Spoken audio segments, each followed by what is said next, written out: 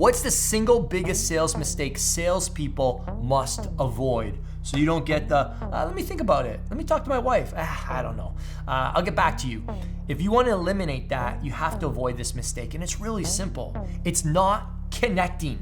It's moving too quickly into your script. And I want to give you 9 specific lines. Consider this a menu for you to eat off of. You don't have to have all 9 lines at hand, but you can start testing these out. And I'm going to give you a resource at the end of this video so that you can get my full done for you sales script for free so that you can start closing more deals. You want to get into this?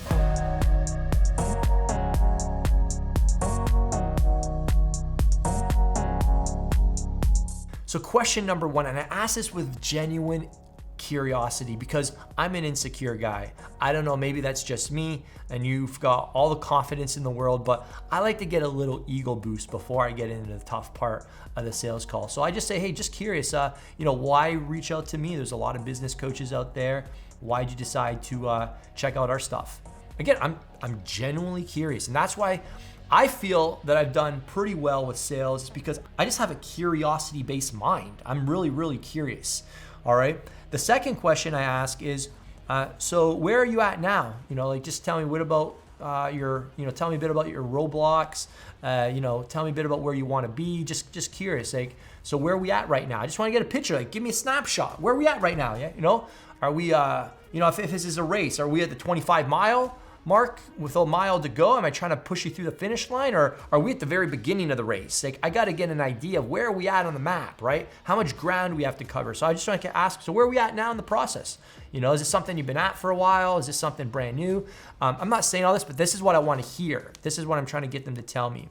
The third question is if everything that we talk about today makes sense, would you be ready to move forward with a decision?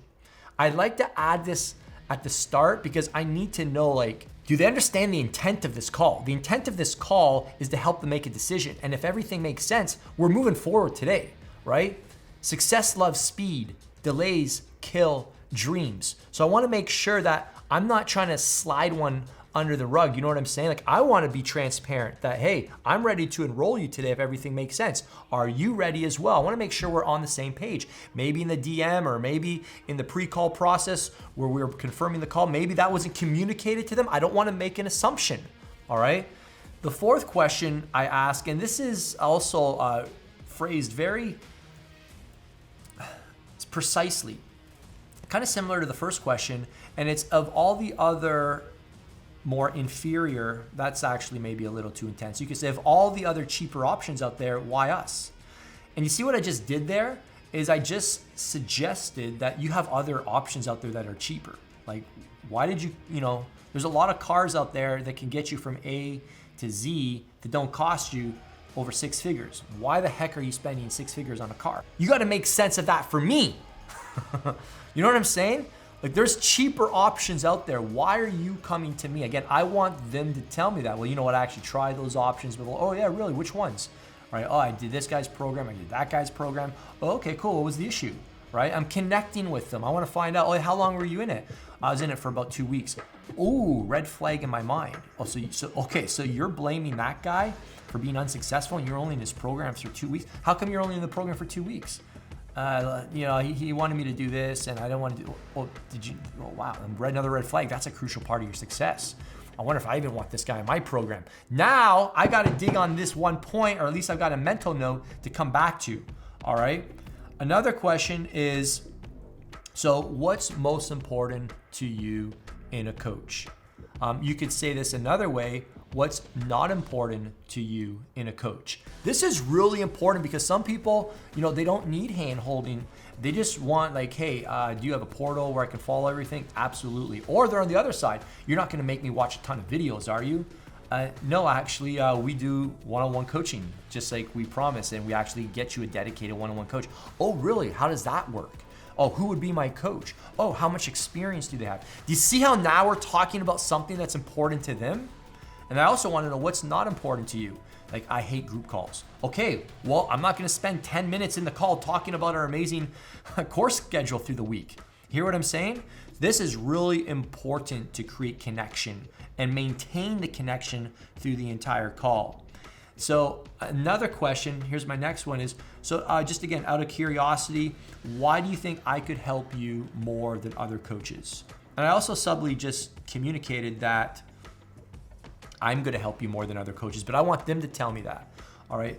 But if they're shopping around, they're going to tell me the reasons why I got put on their top 3 lists. If they're shopping 3 different coaches, they're going to say, well, Vince, you've been around the longest. Okay, interesting. Tell me why that's important to you. Well, I don't want to go with a guy that's just, done this like for a year, or, has only had experience himself. Okay, cool. Why is that important to you? It's like, well, I just can't afford to waste any more time or money. Oh, why can't you afford to waste more time? Well, my kid's going off to college soon. See where I'm going with this. All right, now we're getting to some root issue and we're actually connecting. My last question is, why do you think I can help solve your problems? All right, very similar to another one I just mentioned, but I want them to tell me why I can help them solve their problems. And they might say, well, you coach one of my friends and we work in the gym together, and you just helped a guy in my country, or I noticed that you also have live events, and I really thrive off of live events. Okay, gotcha.